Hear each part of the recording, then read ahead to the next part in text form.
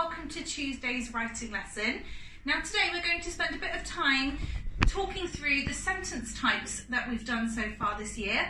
So there's one that's an emotion comma sentence, we're going to look at an imagine three example sentence, and then we're going to finish off by recapping on I-spaced and having a go at home. Okay, so we're going to start off by looking at an emotion word comma sentence. So an emotion word comma sentence begins with a feeling word followed by a comma. And there's two examples here. So desperate is the emotion word, and then it's followed by a comma. Desperate, she screamed for help. Terrified, comma, she froze instantly on the spot where she stood. And then I've included some other emotion words here on the slide for you to help when you're writing your own. So here's a few more examples. Upset, she stormed out of the room and slammed the door. Overjoyed, his face lit up and his smile widened. Anxious, he carefully closed the door and rested his face against the glass. Can you now pause the video and write your own example of an emotion word comma sentence? So I'll leave this up for you. You might want to pause the video and use these words here to help and see if you can write your own example.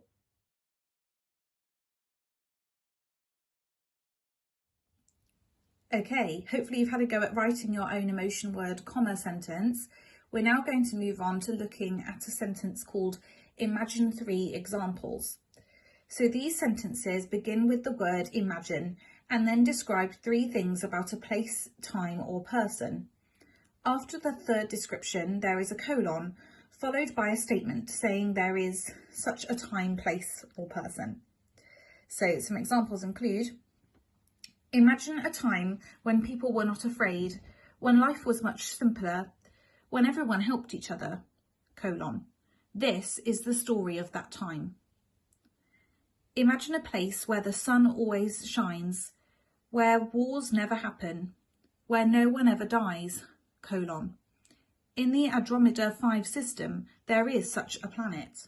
Okay, and here's a few more examples that I've written. Imagine a place where everyone is smiling, where children laugh, and where nature is all around you, colon. This is Centre Parks. So I'm kind of describing three things about Centre Parks. Imagine a place where people help each other, where children have fun, and where you make new friends, colon. This is the Grove. Can you now pause the video and write your own example of an imagine three sentence? So start off by thinking of a place and then describing three things about it.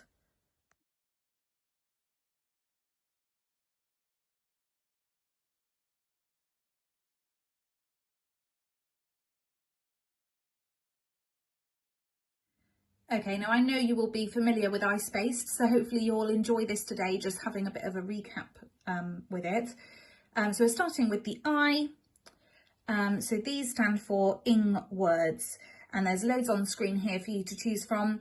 And an example is, unlocking the door, she left the room. So can you write your own sentences, maybe 2 or 3 would be good, using an ing opener.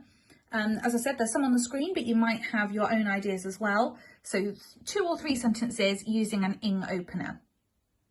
Okay, then we're moving on to the S. Now the S in I-spaced stands for a simile.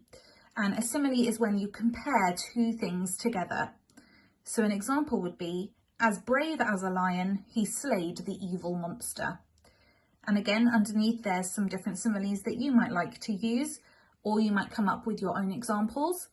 Can you write 2 or 3 sentences using a simile opener? Okay, on to the P. So P stands for preposition. A preposition links nouns, pronouns and phrases to other words in a sentence. And hopefully you'll remember that key part of it there is that position. It shows us where something is. So in the example, on top of the hill there stood an old castle. So we would say kind of where was the old castle? The preposition opener tells us it was on top of the hill. So can you use some of these prepositions, or again, think of your own, to write 2 or 3 sentences that start with a preposition? Okay, on to the A. We're halfway there now.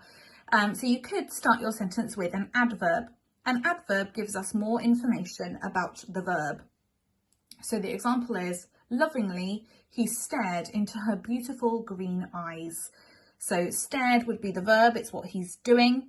How is he doing it? He's doing it lovingly. So there are some adverbs there that you can use to write your own. Can you write 2 or 3 sentences starting with an adverb? Okay, on to the C. So you could start your sentence with a conjunction or a connective, as they're also known. We tend to say conjunctions, and they connect sentences together. So the example is, although he was hurt, he continued on his quest. And there's a list of some more conjunctions that you might like to use. Can you write 2 or 3 sentences using some conjunctions as the openers? Okay, now the E in I-spaced stands for an ED word. So you can see here in scared, it ends in ED. Scared, he hid under his covers for shelter. So can you start some sentences with an ED word? There's some here to help you, or you might think of your own. And we'd like, again, 2 or 3 sentences starting with an ED word.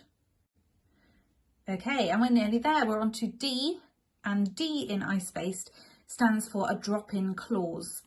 So you can see in the example here, it adds extra information and it's used with commas in this example. Some of you, if you want a challenge, might remember that you can use commas, brackets, or dashes around the drop-in clause. So it might be good for you to try that. In this example though, it's got Michelle, who is very clumsy, always fell over her own laces. So who is very clumsy is the drop-in clause. And here are some other examples here. Mr. White, who was very noisy, used to scare the children when he shouted. The bike, which had just been cleaned, sparkled in the sunlight. The old oak tree that sat alone in the garden swayed in the wind. So can you write 2 or 3 sentences using a drop-in clause and putting in the punctuation correctly? Okay, so hopefully you will have a whole page full of these brilliant sentences, and me and Miss Pearson would love to see them. So ask an adult at home if you can email it in to the Cedar class email or the Willow class email, because we would love to see your sentence types. And keep them somewhere really safe, because hopefully later this week you'll have an opportunity to put them into your writing and into your persuasive text. Well done for today's work, and I will see you again tomorrow. Bye.